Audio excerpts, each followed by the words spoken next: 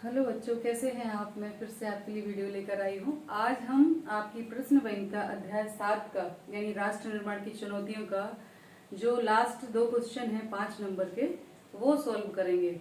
और इसमें पूछा है सबसे पहले क्वेश्चन नंबर 10 है कि शरणार्थी समस्या क्या है, उस पर लेख लिखिए। अब जब ऐसे प्रश्न आते हैं कि उस पर लेख लिखिए, तो हमें शुरुआत से आखिरी तक उसका वर्णन करना होता है। ठीक है, तो सबसे पहले हम देखें कि शरणार्थी समस्या क्या है। तो 1947 में भारत विभाजन के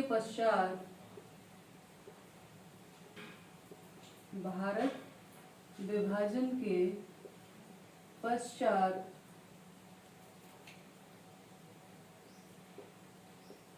सरकार ने ऐलान किया कि जो हिंदू पाकिस्तान से भारत आना चाहते हैं वह निश्चित समय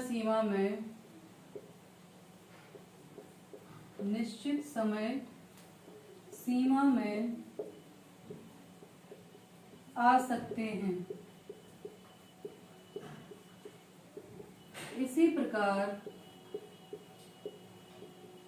जो मुस्लिम पाकिस्तान जाना चाहते हैं वह जा सकते हैं।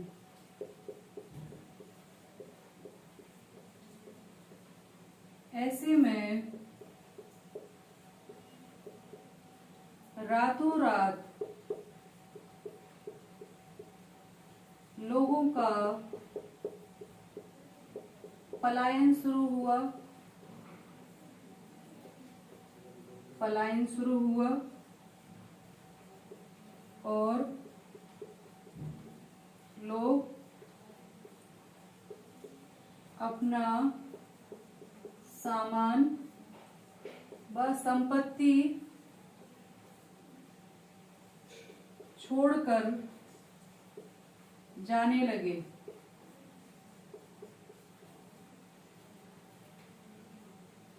कई दिनों तक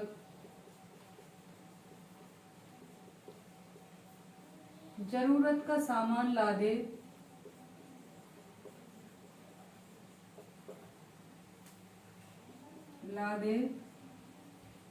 लोग मीलों का सफर कर रहे थे।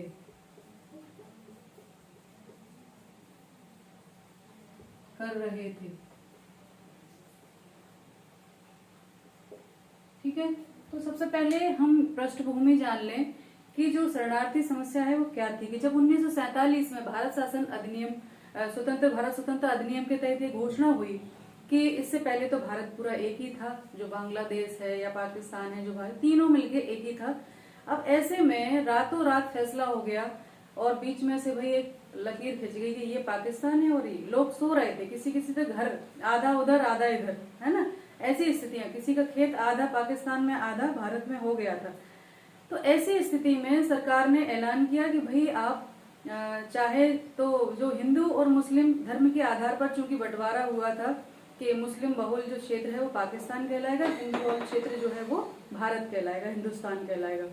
तो लोगों का इससे पहले तो सभी के घर सभी जगह, जैसे आज हम भारत की बात करें तो भारत में एक जगह से दूसरी जगह कहीं भी सभी जगह रिश्तेदारी है, लोग रह रहे हैं, कहीं काम कर रहे हैं, कहीं पैतृक गांव है, कहीं कुछ है। अब ऐसे में रातों रात अगर कोई फैसला हो जाता है तो कितनी मुश्किलों का सामना करना पड़ेगा। कुछ दिनों का समय दिया था, तो ऐसे में उनको जाना था और सांप्रदायिक दंगे प्रारंभ हो गए थे।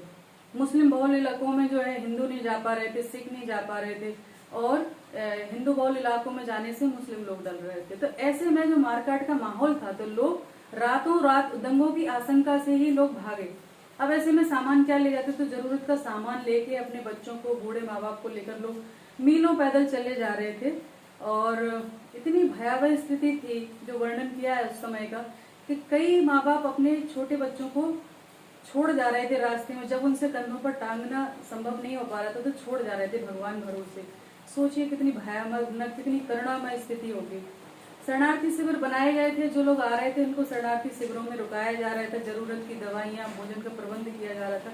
लेकिन ये पलायन इतनी बड़ी संख्या में था कि सारी चीजें होना मुश्किल था, है ना।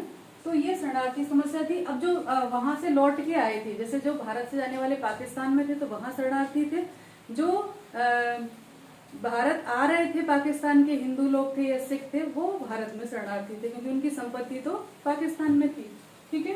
तो ये मीलों जो लोग जो है वो सफर कर रहे थे, अपने बच्चों को छोड़ जा रहे थे, बूढ़े माँ बाप से जब चलते नहीं बन जा रहा तो उनको भगवान भरोसे वहीं छोड़कर वो लोग आगे बढ़ रहे थे। इतनी भयानक स्थिति में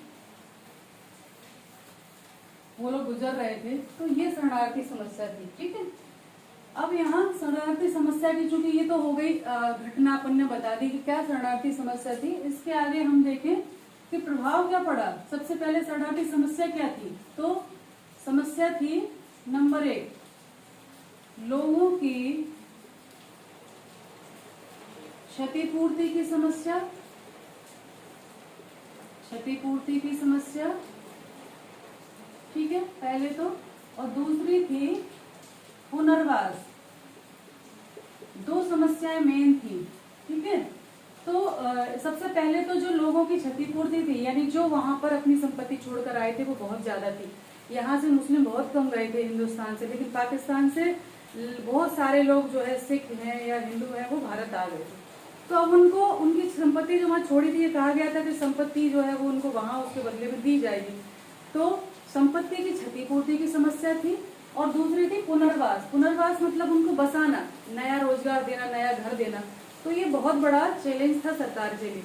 ऐसे में अपने यहाँ के भी हालात संभालना, भारत बहुत बुरी स्थिति से उस समय गुजर रहा था, इतने सारे सांप्रदायिक वो थे। तो ये दोनों समस्याओं को निपटाना सरकार की प्राथमिकता थी। और आज अगर बात करें तो बहुत सारे शरणार्थी समस्या, उस समय भी लोग शरणार्थी आए तो बहुत सारे बस गए और कुछ एक का रह गए थे जो भाई जो नहीं हो पाए।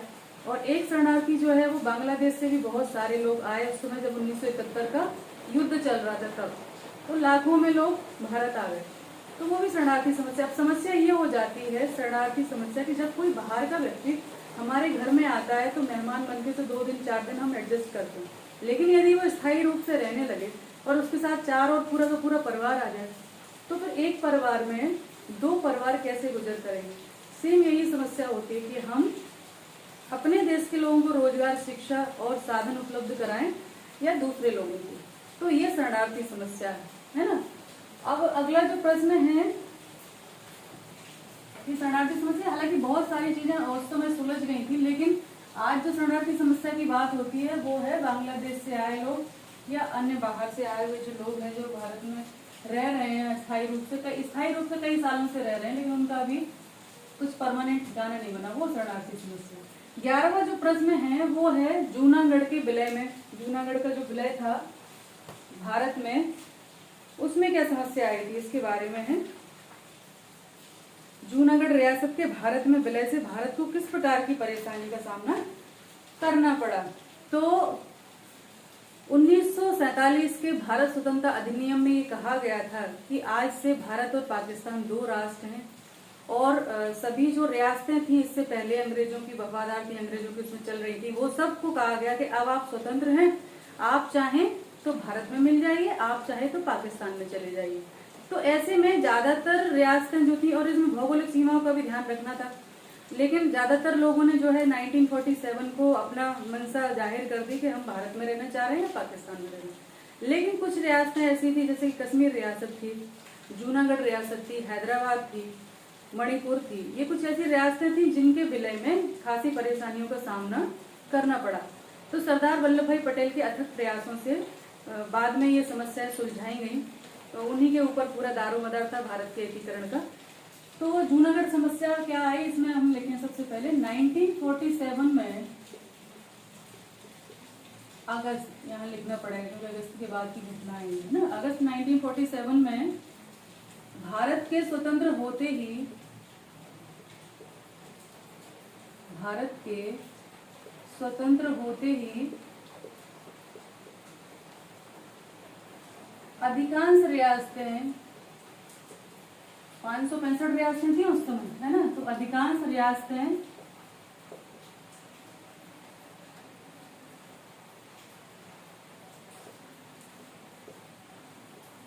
या तो भारत में मिल गई थी,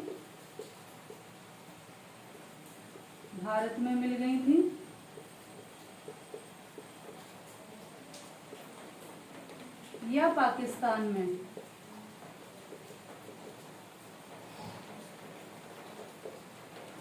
परंतु कुछ समस्या परक रियासतें थीं,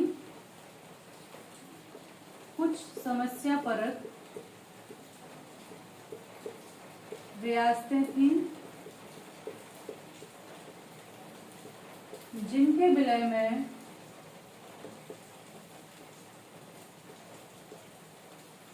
में दिक्कतों का सामना करना पड़ा। ठीक है, उनमें से एक जूनागढ़ रियासत भी थी।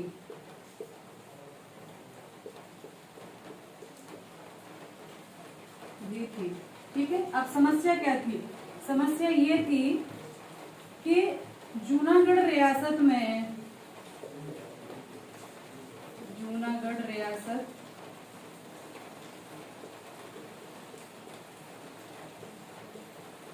80%, ठीक है, जूनागढ़ रियासत में 80% कौन थे? हिंदू लोग थे। कठियावाड़ क्षेत्र था ये। ठीक है, वहां का जो शासक था, वहां का शासक कौन था? नवाब था। ठीक है,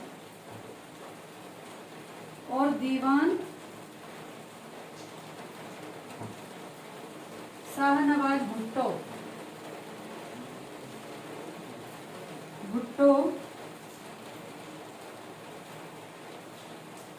पाकिस्तान में विलय चाहता था। ये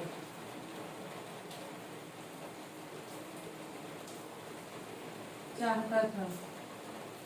ठीक है, ये समस्या थी कि जो वहां का नवाब था जूनागढ़ में और जो दीवान था शाहनवाज भुट्टो, वो जिन्ना के मित्र थे और वो चाहते थे कि भाई पाकिस्तान में विलय हो। लेकिन भौगोलिक स्थिति से जो जूनागढ़ रियासत है वो भारत में होनी चाहिए थी और वहाँ 80% हिंदू जनसंख्या है। तो चूंकि जब कहा है कि मुस्लिम उधर चले जाएं, हिंदू यहाँ रहे, तो इस नाते भी वहां पर इसका विलय पाकिस्तान में संभव नहीं था। ठीक है, तो ये समस्या थी। अब और आगे चलते हैं।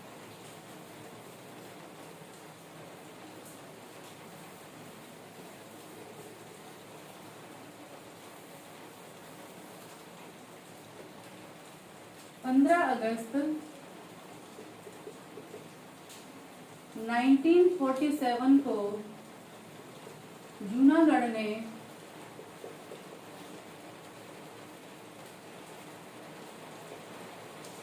पाकिस्तान में विलय का ऐलान कर दिया। पाकिस्तान में विलय की घोषणा कर दी कि मैं तो भाई पाकिस्तान में मिलूंगा। ठीक है, कर दी। ठीक है, सितंबर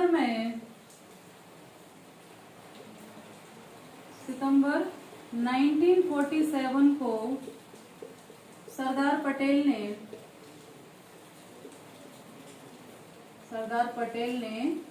क्या किया? सरदार पटेल ने उन्होंने मेनन को, बीपी मेनन जो थे उनको भेजा। ठीक है, किसको भेजा? बीपी मेनन को। यही मामले देख रहे थे। बीपी मेनन को जूनागढ़ भेजा। उन्हें नवाब से नहीं मिलने दिया गया। नवाब से नहीं मिलने दिया।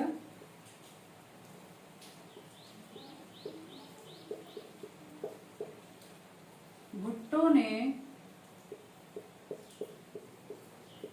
जवाब दिया। ठीक है, अब पटेल को समझ में आ गया था, चूंकि ऐसा वो था कानून के भाई आप उसमें बहुत ज्यादा हस्तक्षेप नहीं कर सकते हो। तो उन्होंने फिर क्या किया, उन्होंने कठियावाड़ क्षेत्र के जो लोग थे उनको कहा कि भाई अब तो तुम्हें ही करना पड़ेगा, अपने प्रदेश को जो है आपको स्वयं ही स्वतंत्र कराना पड़ेगा, एक और स्वतंत्रता आंदोलन करना पड़ेगा। ठीक है, तो अब क्या हुआ, जूनागढ़ की जनता ने, जूनागढ़ की जनता ने विद्रोह कर दिया। ठीक है, स्थिति भयावह हो गई। स्थिति भयावह हो गई। तब भारत सरकार के सहयोग से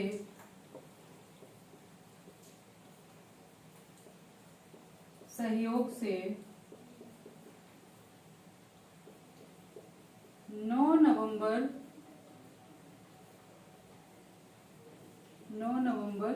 1947 को जूनागढ़ को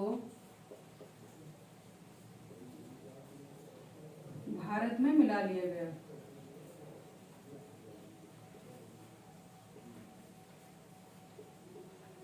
ठीक है, तो ये समस्या थी कि वहां के जो शासक हैं वो नहीं चाहते थे कि जूनागढ़, वो पाकिस्तान में चाहते थे, जबकि जनता चाहती थी कि भाई हम 80% हिंदू हैं, भौगोलिक दृष्टि से भी जो है भारत के स्थिति के करीब है, तो वहां होना चाहिए।